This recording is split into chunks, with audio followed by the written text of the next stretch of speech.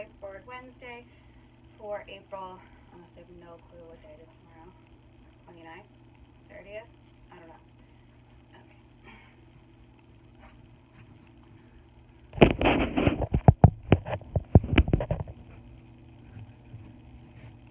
Alright guys, Whiteboard Wednesday, same warm-up that we've had in recent weeks. I got 3 rounds of 5 each elbow to instep with rotation, 8 prone lift-offs for shoulder flexion work, and then 10 alternating 90-90 rotations. So our elbow to instep, getting our right foot by our right hand here, palms are flat, you're pressing away from the floor. You're gonna inhale, exhale, drop the elbow, try to sink down into the stretch. Try to keep that back leg as straight as possible and squeeze the glute on that trail leg. Okay? From there, pressing through that left hand, rotating towards the right. Inhale, exhale. Try to use those obliques to rotate even further through your thoracic spine. All right? Try to keep that butt squeezed when you're doing the rotation, so that way the rotation comes from your T-spine and not your lower back or your lumbar spine. All right? You can either just do your 5 and then swap out. If you want to walk it back in and then walk it back out without a little bit of inchworming, you're welcome to do so. Then you have your prone lift off. So getting into a floor position here as if you're about to do a Superman. Okay, I'm going to go thumbs facing up. I'm going to squeeze my butt, squeeze my quads. Try and trap a little bit of air in my lower abdomen there. So my belly should push away from the floor. Then I'm going to get my head neutral. And I'm going to lift my arms off the floor, creating more shoulder flexion, thinking about making sure I'm not shrugging up into my ears, keeping the elbows straight and keeping the biceps as close to the ears as possible. I'll hold for 1 second and then I'll bring it down. Should feel that stuff, those muscles in between your shoulder blades there, working hard to pull your shoulders into more shoulder flexion. Being on the floor, you're pretty much already at end range shoulder flexion. So some people might not be able to lift their arms off very much at all, and some people might be able to have more room, more extension in their spine, better mobility in their scaps and their shoulder joints, etc. So they might be able to lift their arms off the ground even more, but you're not lifting your head up, you're just moving from the shoulder joints. Don't compensate in order to get higher, so don't bend your elbows, don't let the arms drift out super wide. Try to really just work with what you got, even if you're not moving off of the floor, but you're actively trying to move your body off the floor. All right, and then you have your 90-90 rotations. So you guys know the drill. Get set up in your 90-90 position, heel, knee in line, knee, hip in line. Okay, and then you're just cranking open that back leg, using your butt cheek, hey Hermie, into external rotation. Okay, trying to drive that front leg into the floor. Once you've maxed out external rotation here without moving the pelvis along with the femur, so just at the femur, then start moving the pelvis. Crank those legs open, nice tall bear sit position in the middle. Try to keep this trail leg as far back as possible as this leg now rotates toward the floor. And then once that hits the floor, internally rotate that trail leg and let it come down towards the floor. Then repeat the other way. External rotation, firing up the glute. Okay? Then I crank it open with my pelvis following suit. Drive my knees apart from each other. Really try to abduct my hips here. Keep this trail leg as far apart as this front leg. Once this front leg comes down, I'll let the trail leg fall into internal rotation. All right? I like to do those super slow. You can speed them up. Just make sure if you speed them up, you're not creating this flexed spine position. It's going to feel a lot different if you do. So you can always experiment doing it not so great and then trying to do it with a tall spine position. You know that you're going to run out of room a little bit more with a tall spine position without the compensation. Cool. So your coach will lead you through 3 rounds there. Strength piece today is 3 sets, 48 each arm. We got a front squat and a lunge this week. 1 front squat, 4 seconds down, 3 seconds up, same tempo we've been doing, same front rack, single arm variation we've been doing, followed by 1 lunge each leg for 1 rep. All right, so it will look like this. 1, 2, 3, 4, up, 2, 3. Keep my feet hip width apart.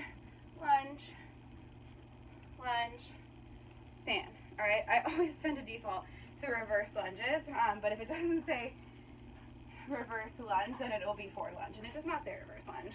I don't know why I keep doing that, all right? So you'll be 1, 2, 3, 4, 1, 2, 3, feet are hip width apart, lunge, and lunge.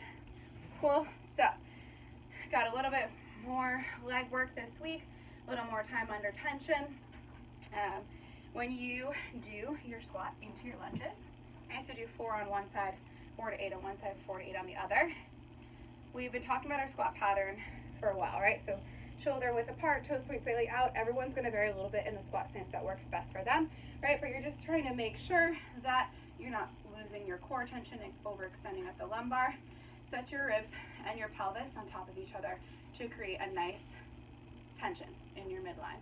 Then hold that tension as you squat. You should be bracing a little bit anyway because you have front rack, right? So that kind of forces you, hopefully, to keep a little more tension on the front side of your body there. Hit your squat. Then just make sure your feet are about hip width apart. Step forward, touch that back knee gently. Okay, make sure the front foot has equal pressure, so big toe, little toe, heel pushing into the ground, and you're not letting that heel come up and shifting super far forward. Okay, nothing wrong with the knee coming forward a little bit. It doesn't have to be a perfectly vertical shin in the front. That's fine. All right, like I said, 4 to 8 each side. Rest after you do both sides, and then return to the start. Okay, you can rest 60 to 90 seconds in between sets. Your strength work is only that. There's no superset. Then we're going into an EMOM for 16 minutes.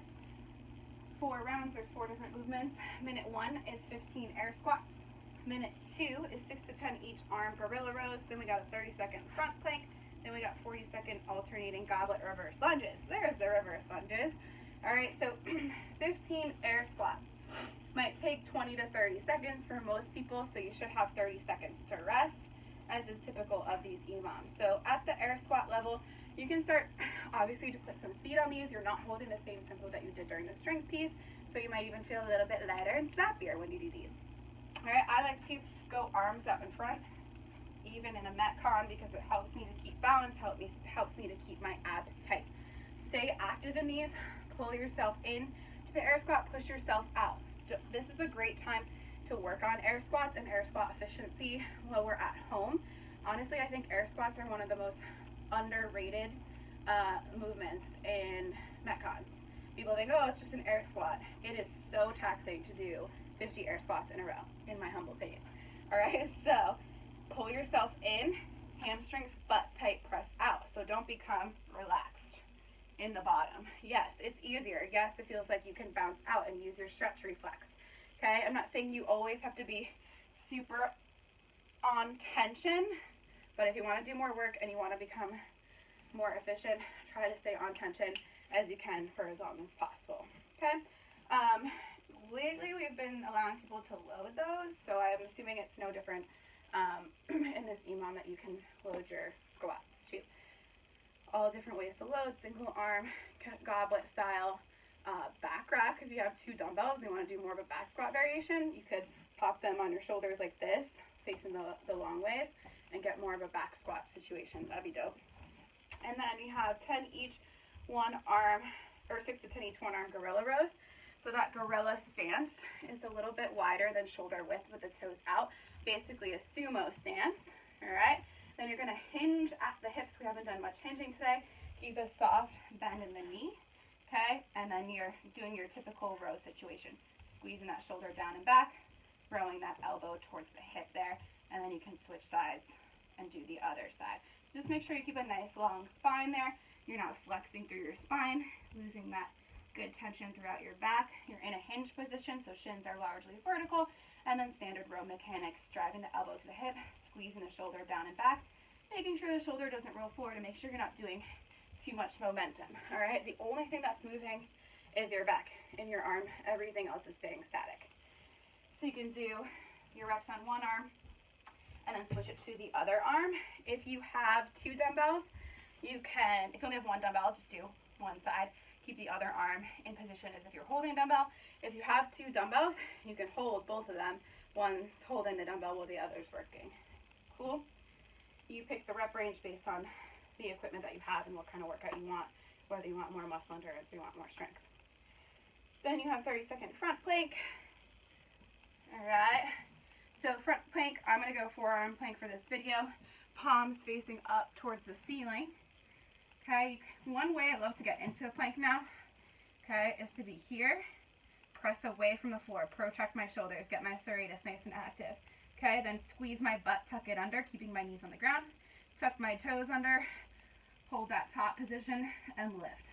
Now I'm in a really great position where I'm working super hard from the second I pop up and I'm in a good position. All right, so 30 seconds there. If you want to bias the shoulders more than the core, you could pop up into a tall plank, but same rules apply. Pressing away from the floor, nice active shoulders. Finally, 40 seconds alternating goblet reverse lunges. So this one specifically says goblet. That means you're holding your dumbbell or kettlebell in the front rack position, whether it's like this or this. Forcing those abs to brace. Feet are hip width apart and they stay that way. Touch that back knee and switch legs. Make sure you stand all the way up and touch that back knee gently. All right, if you've done this the last few weeks, try to focus on improving a different piece of it every time. So maybe last week you were just rushing your air squats. You were not so tense in the bottom. Focus on creating tension this week. Okay, pick one thing. Forearm plank, maybe you're going to try to get into it in that way. Definitely recruits a lot of tension, definitely sets you up for a good position. Gorilla rows, maybe you were had a lot of momentum in it last week. Maybe you're going to focus on moving a little bit slower and really recruiting those back muscles. Reverse lunges, maybe you're adding a heavier weight this week than you did last week. Just try to progress it in whatever way you can. Progressing doesn't always mean adding more load. You could also add more range of motion on the reverse lunges. So maybe you stand on a plate, on a step, and then you reverse lunge off of that. Obviously carefully, but it gives you more range of motion. That front leg's gonna work a little bit harder. Maybe you're working on ankle mobility with the air squats or your squats in general. Maybe you wanna play around with elevating the heel a little bit on the air squat. See if you can get into those quads a little bit more, let the knee translate forward. What else? Front plank, if 30-second front plank is also very easy for you, maybe you're going to add in a little bit of anti-rotation work by lifting one limb. Okay? Do something that makes you feel like you're progressing. Or maybe it's as simple as you're on the front plank and you're just working on breathing while you're in a very tension-filled position. There are lots of ways, little ways to make things progress that don't have to do with weight, since I know that everyone, mostly everyone, is limited in the weights that they have at home. So I just want you guys to feel like you're making progress, you know? And that you're getting something good out of this. And the way I approach my workouts isn't always about adding weight. Like, I will focus on, today in my sessions, I'm going to focus on a technique factor. I don't care what kind of weight is on the bar. Obviously, to some extent, I have to put weight on the bar to hit my percentages. But, it makes me feel so good to focus on little things like that I know that if I keep focusing on them consistently, they're going to pay off a lot. So, you guys probably already know that stuff. But anyways, just want to throw something different in there today and give you a little something else. So, that's your workout for Wednesday. I hope you guys have a great Wednesday and you're doing okay.